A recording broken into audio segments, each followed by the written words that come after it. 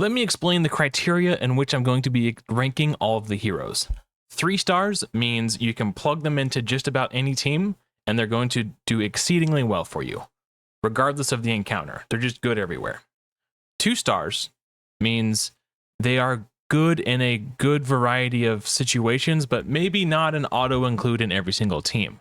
And if I've ranked them 1 star, it means their kit, at least in my opinion, probably needs a little bit of help before I would consider including them in any of my teams. So with that out of the way, let's dive in. Welcome to the Adventures of Adam. I'm Adam. Let's adventure. So let's start off with Anu. Easy 3 star. No matter what team you put him in, that team is going to be better. I'm not going to read all of their kits.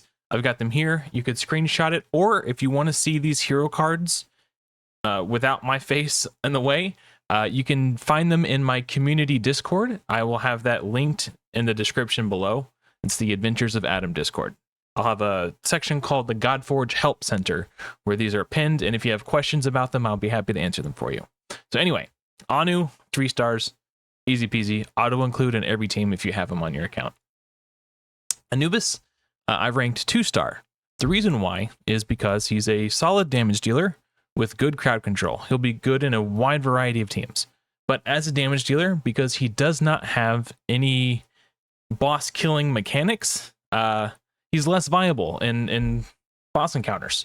But any wave-based content, including PvP, where you're just fighting waves of enemies, he's going to be great. So 2 star for Anubis. Apollo, I've ranked him 3 star because he's just going to be generally good in any team you put him in. He might not be the best early game carry, but he does good heals. He has boss killing in the form of acid on his basic attack. Like good buff for the team, like just good. He's going to be resetting the core abilities of all your heroes. Just really, really valuable hero. Just if you pull him, you will put him in your teams. He's just that good. Ares. So with Ares, I think he's getting a bit of a bad rap. I think a lot of people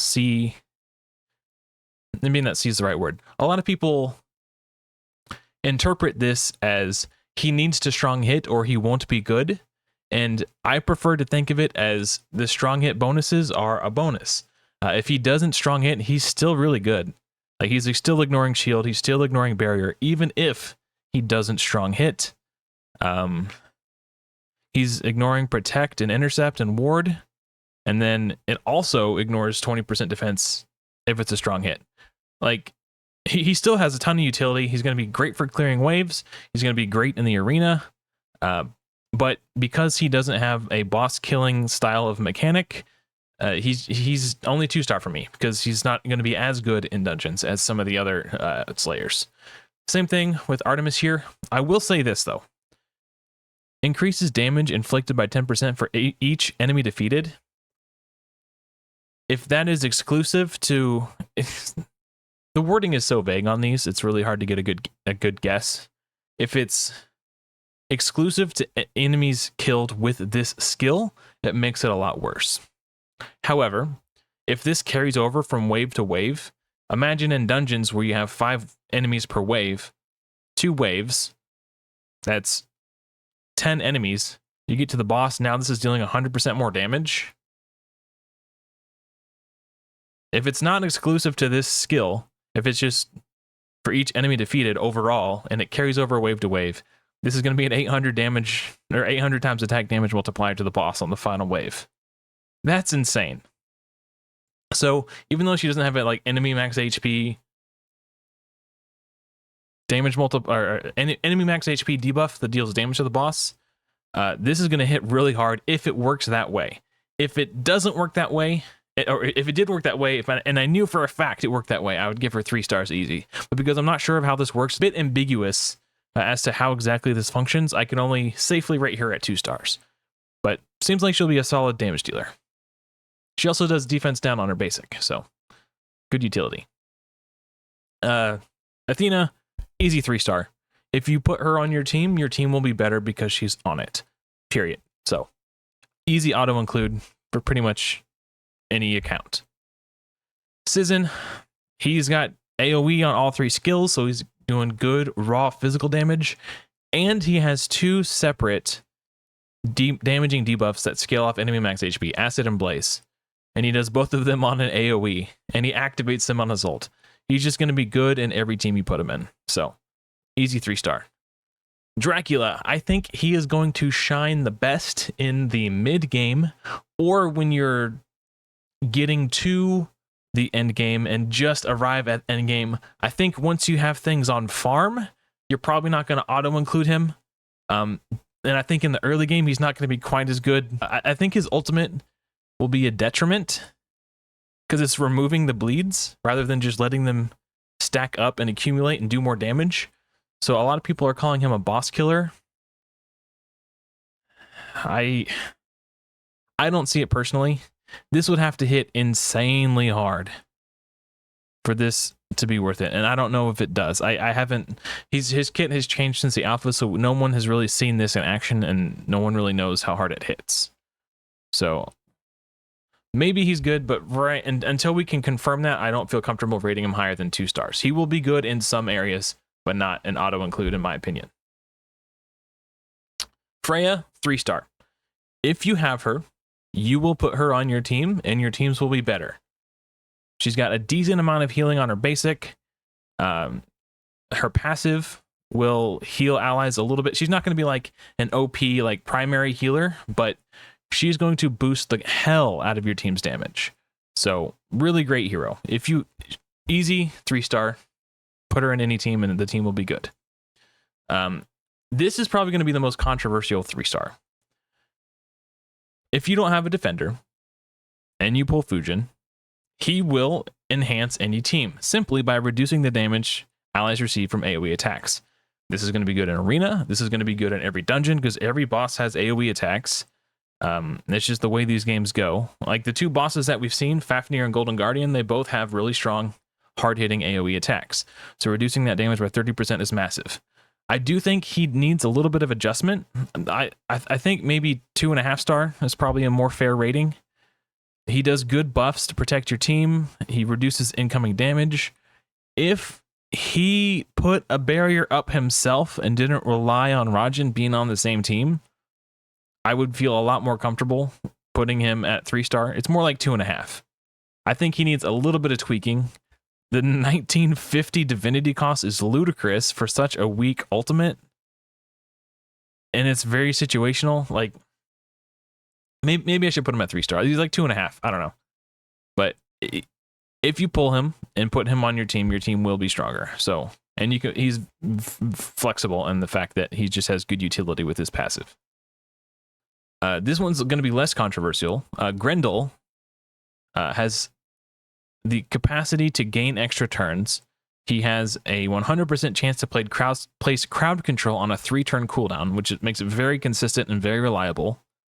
And then he's got a potential AoE nuke with an execute. If his multipliers are good, this is going to be great. So he's going to be great for damage. He's going to potentially be taking an extra turn, which will cool this down by another turn, which means he's going to be able to keep those enemies locked in crowd control. He's just going to be good. Even though he doesn't have like boss slaying mechanics in the perspective of like enemy max HP damaging debuffs like some of the others, because he has the consistent crowd control on his core, he's going to be great for progression and just ripping through waves. Maybe 2-star would have been more accurate because that's kind of what I rated Anubis. But I think this crowd control is going to be more consistent than Anubis because Anubis is reliant on getting a kill to place the despair, where he just places it. So I rank Grendel a little higher for that reason. So 3-star for Grendel. Hades, I'm going to put him at 2-star. The sleep is just a nice bonus for the basic attack. 3-turn cooldown AoE despair, which is perfect. What doesn't make sense is also lock ultimate for 1 turn. If they're despaired, they can't use their ultimate. So this is pointless. And a big criticism I have of his kit is the passive places it for 1 turn. The only way to spread it to another ally or another enemy is if that target dies. But what happens if you don't kill that target in 1 turn? It falls off. He doesn't have any other way to place curse He doesn't have any other way to play curse. So if the curse falls off, all these extra bonuses that you get for the enemy being under curse are useless. So not good in PvE end game, or late game, I guess. When you're end game, you'll just one-shot the waves. But late game, when you're trying to farm high-level dungeons, it's not going to do anything because you're not going to be able to one-shot the enemies. Yeah, but his kit is interesting. But again, this won't happen to bosses because the curse falls off after one turn. So it's just, who cares? So this basically doesn't exist when you get to the boss. The lock ultimate doesn't matter because they're not under curse. I mean, they'll be under curse for one turn, so like it could work against bosses, but only for the first turn. And after that, it doesn't matter. But they're not going to have their ultimate on the first turn anyway. So he just kind of has no boss utility aside from the speed down too. But decent crowd control. He'll be a good arena champion maybe, or arena hero. And he's got the 25% arena speed battles, or 25% speed aura in arena battles. So I think he'll be decent in arena, but that's really the only place I see him shining at all. I think in order for him to have dungeon utility, this needs to be like 3 turns or something. So I don't know. I think he needs a little work. Maybe this will increase with an awakening bonus, but I don't think they should lock key functionality behind awakenings. That seems kind of silly to me. Heimdall, if you have him, you can put him in your team and your team will be better for it. Easy 3-star. Hell, she places curse on her core ability. So, hey, if you have Hell and Hades, get it? You can pair them together and Hades becomes better. But without someone else to consistently place curse, Hades is kind of trash. I think it's cute how they make Hell and Hades work good together. Hell Hades, right? But a legendary shouldn't rely on another legendary with whom they have no other tandem abilities. It's like they're not a couple. I don't know. It seems weird to lock so much of his functionality behind a debuff that he can't place aside outside of like the start of combat on his passive. Yeah, I think she'll be good in arena. I think she'll be good at wave clear, but I haven't ranked her at 3-star because she doesn't have like boss killing mechanics. She places defense down 2 on her ult, which will be help against bosses, and that is a hell of a damage multiplier. So she's gonna smash. Lacking utility for my taste, so that's why she's only at 2-star, but still gonna hit hard. Hercules, AoE basic attack, acid. He's got the damage, and he's got the boss killing utility of placing acid, and he's got a crowd control, single target crowd control, but it's crowd control nonetheless, on a 3-turn cooldown. So additional utility, 3 stars. Perfect. Even though her basic attack was toned down a little bit, she's still one of those heroes who, if you pull them, you will put them in your team, and your team will be better because of it. She's just she's still a really strong support carry. 3-star. This is work in progress, but so is Izanami. We'll cover her in a second. But because these are the 2 that only have the work in progress disclaimer, my assumption is that it's because their tandem synergies are both being reworked. That's my guess. I don't have any inside information, just speculation. So, but yeah, again, Izanami, he's one of those heroes where if you have him, you will put him in your teams, and your teams will be better because of it. Period. 3-star. Super powerful. Izanami, not so much. I like her basic attack. Initiative down 2 on the target is great. Removing shields is fine, but it's kind of niche. Without knowing how many shields we're going to encounter in PvE content, it's only safe to assume this is going to be strictly like a PvP ability.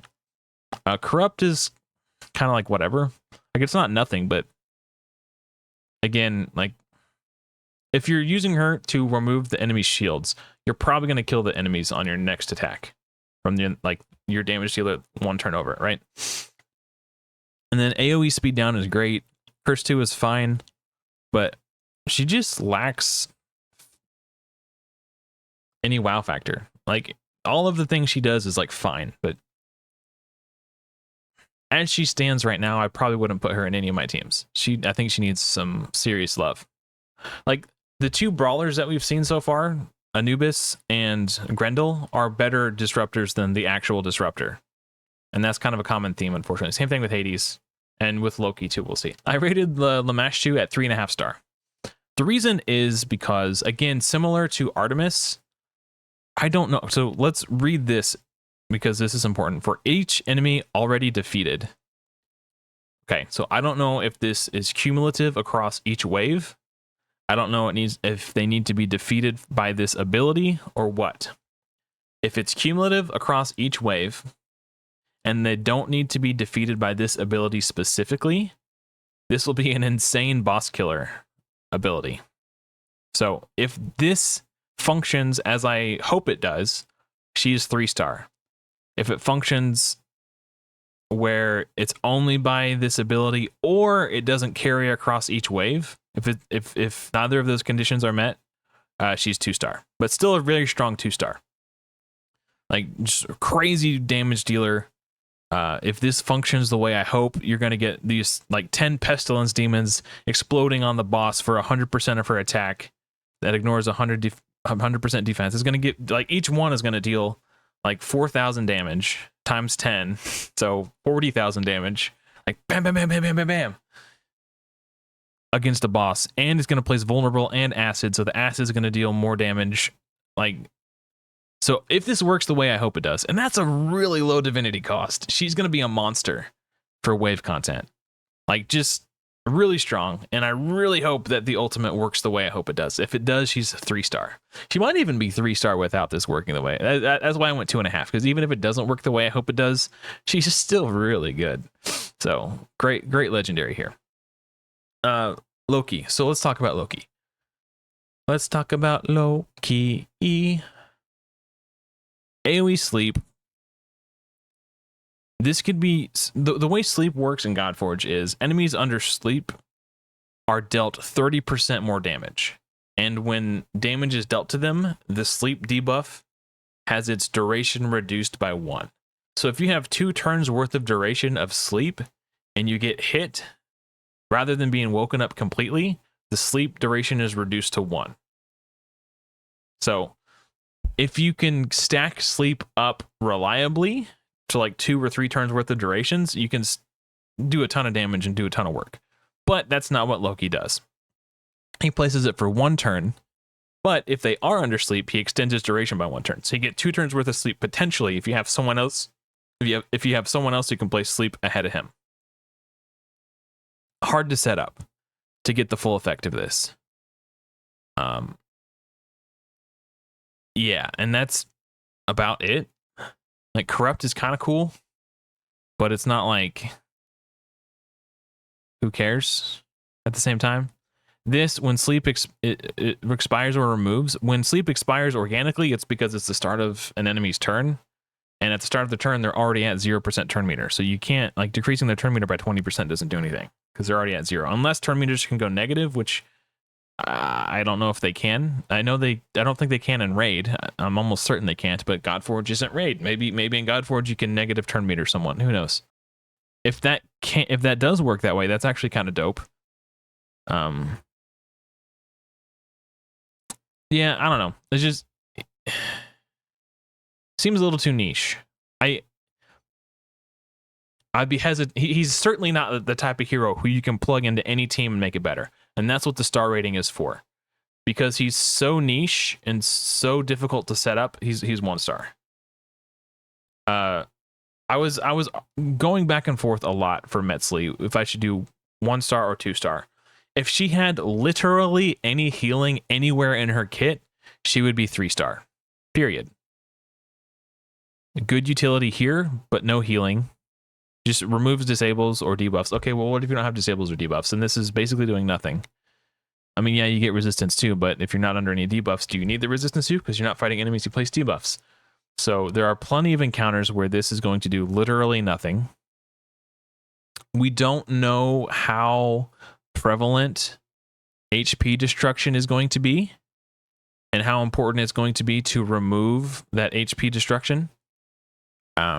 If it turns out that the Kronos, the Pantheon boss, destroys our HP, and that's like the enraged timer, like when everybody's health gets to 0, destroyed, and you can't heal anymore, then you die. If that's the case, hell, maybe she's great. But we don't know that. We don't know anything. So without and the revive is cool, but you're gonna have to rely on the revive if she's your support, your healer, because she's not actually healing. You would have to bring her and a healer to keep your team alive. And that's just 2 team slots. Like, there are other support units who are going to do similar things that bring healing. Or shields, at least. So if you bring her in, like, she'll be niche. She'll have a use case in the game. Just not, she's not a plug and play in any team kind of hero. Which kind of makes me sad. I think all they would have to do is add healing to her kit. And then all of a sudden she's 3-star. Because then she, like, put some kind of healing on this skill. Heal all allies by 20% of her max HP. Boom. Now she's a great support. Morgan Le Fay, very similar in theory to Cizin, but one major difference, and that is her ultimate. And it's got a very low cost, which means she's going to be using it a lot. And her ultimate is a detriment. Like, end game, when you bleed, acid, and blaze are going to do tons of damage to the enemies. But she removes them without activating them, just pops them off, and then does a physical attack. Maybe this does okay in PvP, because maybe the attack will do more damage to the enemies than 5% of their max HP, right? I assume it will. If it doesn't, then they've gone horribly wrong with the balancing. But yeah, like, if in early access they have the capacity to give us team setup customizations where you can control what abilities the heroes use in each wave and all that, and you could just turn off her ultimate, she becomes a PvE monster, potentially even better than Cizin, because she puts the vulnerable 2 out there when she activates. Like, that is crazy. So without her ultimate, she's 3-star. If you can't turn off her ultimate, she's only 2-star. I think she will has the, like, you'd have to play her on manual to get the maximum effect out of her, just to make sure she doesn't use her ultimate. So she's not a plug and play like all the other 3-stars. So 2-star until we can control whether or not she uses her ultimate, or maybe they make her ultimate improve upon it such that she activates the debuffs before stripping them off. I don't know. We'll see. Mulan. I want Mulan to be good. The fact that going into a PvP battle, you're going to have 4 alive enemies when you attack. This attack is going to do 40% increased damage. This is going to slap. Boom. One-shot someone, they sit down. Okay, nice. Now what? Now what? You die on the clapback? Like, yes, she can't do this again for 3 more turns. The basic attack doesn't do any damage. The ultimate doesn't really do any damage either, at least not on the same, like, it's either that single target damage dealers in these games are always severely undertuned, or it's that AoE damage dealers are way overtuned. The fact that any other hero can do an attack with the exact same damage multipliers, but do damage to up to 5 enemies at once, or 4 enemies at once in PvP, the fact that this is single target is criminal. Single target ultimates need to cost like 100 divinity or 200 divinity. Like, she should start the combat with her ultimate ready. Ultimate, and then use her core. Maybe she gets 2 picks before the enemy gets their turn, and then hides under vanish, right? That would be kind of cool. But she gets 1 turn, kills 1 enemy, and if she's your damage dealer in arena, guess what? You're hosed. They're going to kill you on the clapback. So, yeah, 1-star. She needs a ton of work. Like, Fateless, Godforge, do not undertune your single target damage dealers, because they're only 25% as valuable as AoE damage dealers. They should be hitting 4 times as hard on a single target, and they never do, and it's a shame. And that's why no one ever plays with single target damage dealers in these games.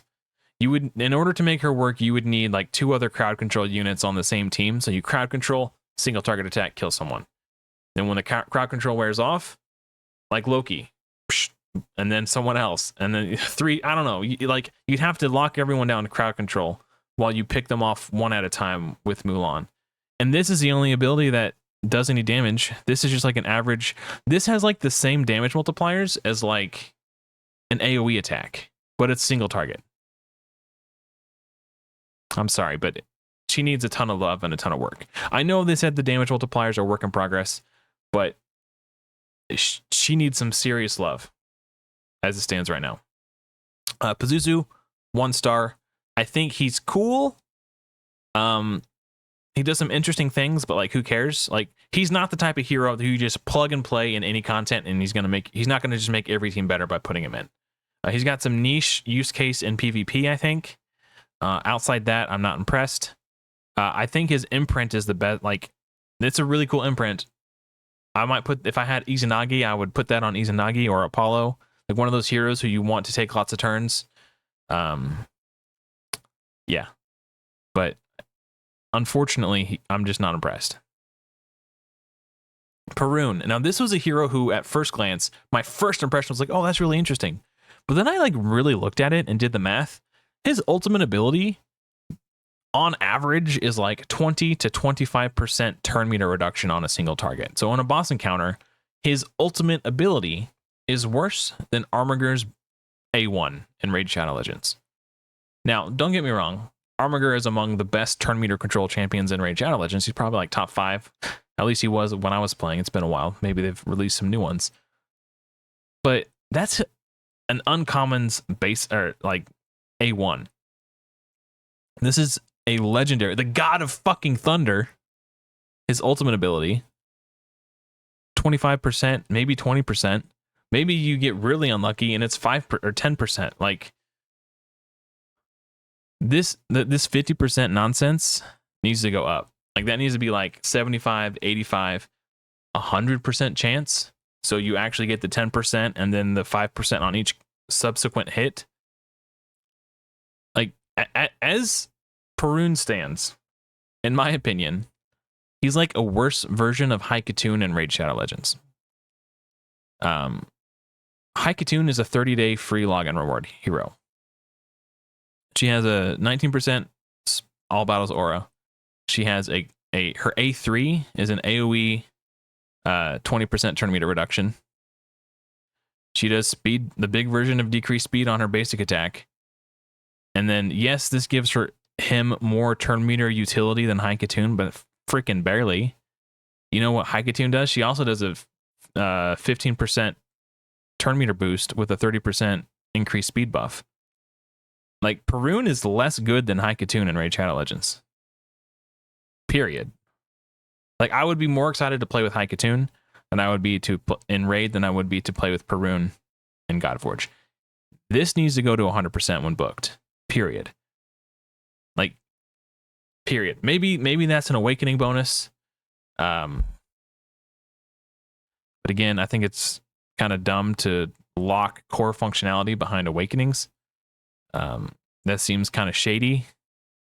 But yeah, without this being like 100% or 85%, this is like a 20 to 25% turn meter reduction on an ultimate ability from the God of Thunder. Okay, moving on. Quetzalcoatl. If you have Quetz, you will put him in your teams and you will do more, you will progress more and kick ass. He is good. Put him in any team, period. Ra is, I just, man, I'm impressed by his kit. I didn't look at it when they did the CC leaks, but I'm looking at it now, and this is a strong attack. He's going to place Blaze 2 for 3 turns, and then he extends, and then if he crits, he extends and activates with his basic attack, so that's huge. Good boss slayer because of the Blaze and the activation. And then he places AoE defense down. It's not guaranteed, right? It's 3 times, and then each hit has a 50% chance to place defense down and vulnerable. So the vulnerable 2 is going to make the Blaze deal, what is it, 40% more damage? That's really good. I'd like to see this more like, I don't know, 3 hits at 50%. You can still whiff. Like, 60%, 75. Like I want this to guarantee, like I will be so tilted if he's fully booked and he doesn't place defense down 2 and vulnerable 2 when he uses his ultimate. Now it's a low cost ability. It's only 1,000 divinity. So if that doesn't change, okay, it's not the end of the world. But as he's like, it's still great, like 3-star, and then he gets bonus damage when anyone takes damage from place. Like really, really, really good. His entire kit kind of collapses on itself and like synergizes with itself. Not collapses. It just feeds into itself. Just really cool hero. 2 stars for Raijin. He seems like a solid damage dealer, but because he lacks boss killer utility, I can't in good confidence rate him at 3-star. But he'll be good in arena. He'll be fine for clearing waves, but not particularly powerful against bosses for a Slayer. Same thing with Shamash. 3-star. You put him in your team and your team will be strong. That's Shamash. Sun Wukong. I am not as high on Sun Wukong as everybody else. He's good. The fact that he buffs his own attack, like this, I don't think this is as good as everybody's saying. I don't think this is as good as everybody says it is, because you take 72 times 5, you get like 360. And then the remaining 72, or I guess it's 36, they only do, because the last 3 hits only deal 50% damage. So the last 3 hits, like, it comes out to like 400 times attack on the single target, like 450. I don't know. It's high, but it's not higher than Artemis's ult. Or someone had like a 400% damage. Yeah, it was Artemis. It's about the same as Artemis, right? If you hit a single target. So it's not like way outside the realm of what we've seen. The fact that he buffs himself is really cool. He's getting additional buffs if the enemy's under buffs. Like, he's got a lot going on. This all battles aura is sick, but I'm not as high on him as everybody else is. I mean, yeah, his passive is sick, but I don't know. 2-star, because he doesn't have the boss killing utility, but he will be good for waves. He'll be good in PvP. Svarog, if you put him in your team will be stronger. Period. That's what Svarog does. He carries. Just like he carries that big ass hammer and the big ass anvil. Viviane, you put her on your team will be stronger. Period. Any team will be better with Viviane. And Yan Wang. This is okay. We're gonna spend a little bit more time on Yan Wang, because I not only do I think he's really bad, for a lot of reasons. I'm gonna explain what I think Fateless needs to do to fix him, and it's really easy. Okay. First of all, his basic attack is the best part of his kit. If I was playing with him on my team and I could do the AI setup, I would turn off his core and I would I wouldn't turn off his ult because it's like free damage, but I'd turn off his core and just make him basic attack. Period. But that's not what we're going to do. We're going to switch the core and the ult. The reason why is if you're going to bring a crowd control hero into a fight, you need their crowd control to be consistent and reliable. With an 1,850 cost ultimate, he's never going to do this. So make this the core, keep it a 3-turn, then he's actually insane, right? Maybe you make it a 4-turn for balance reasons, but make this his core, make this his ult, and because it's single target, make it cost like 300 divinity or something crazy where he's just doing it like every turn. Every time one of his allies takes a turn, he's got his ult ready to use. Keep it single target, keep it random, but that way he's not only is he more interesting, he's also exciting. Because when you're watching your runs play out, he's going to be using his ult every time one of your allies gets a turn. He's going to be doing tons of stuff. He's going to look really cool. He's going to be exciting to play with, and everyone's going to wish they had him. Right now, he's just kind of the worst. That's all you got to do. Switch the ults and the core, and make this as his ult costs like 300 divinity. Or something like that, like 200. Like make it so he could do this every turn if he wanted to. It's effectively like a passive, just like because like single target attack with a random, like the fact that you have no control over what debuff he places, the fact that it's single target makes it suck. Like even against a boss, like you want to put attack down, but you get accuracy down. Like oh crap. Well maybe I'll get Attack down on the next attack. Oh no, resets down too. Okay, well. And then accuracy down falls off, and then he places accuracy down again. And it's like, I really just need, like, even on boss fights, this sucks. No one is going to want to play with this guy. I know I'm not trying to hurt the feelings of the person who designed this kit. I'm trying to just think of this as like constructive criticism. Switch these and make this really cheap on Divinity so he could use it like all the time. And then he's perfect. Then he becomes easy 3-star. He becomes the best disruptor in Godforge. But yeah, that's the last one, guys. So anyway, thank you so much for watching. Hopefully I will see you all in another video soon. But until next time, everyone, take care.